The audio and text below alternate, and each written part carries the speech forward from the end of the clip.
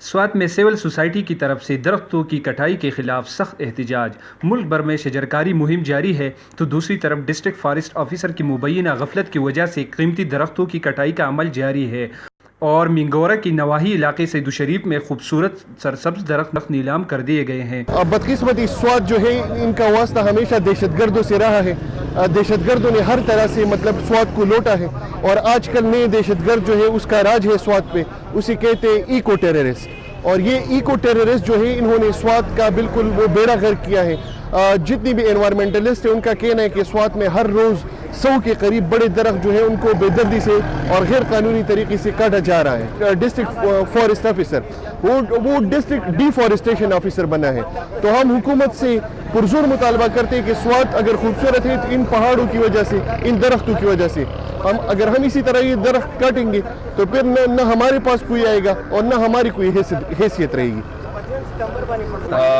असल में आज हमारा मकसद ये है कि जो फॉरेस्ट डिपार्टमेंट स्वात है उसने जो रियासती स्वात वाली स्वात की ज़माने से जो दरख्त सईद रोड पे उनके कटाई के खिलाफ हम निकले हैं। तो बेसिकली किसी मुल्क में यही होता है कि एक इदारा वो वहाँ के तहफ़्फ़ुज़ के लिए लोग के तहफ़्फ़ुज़ के लिए होता है, या बदकिस्मती से जो फॉरेस्ट डिपार्टमेंट वो हमारी दरख्तों की या हमारी जो कीमती असास है उनके पीछे पड़े हैं। ये जो महकमा जंगलात की जो आला उहदेदारान हैं उनकी गलती की वजह से आज हमारे सड़कों पे जो दरख्त थे वो काटे गए हैं।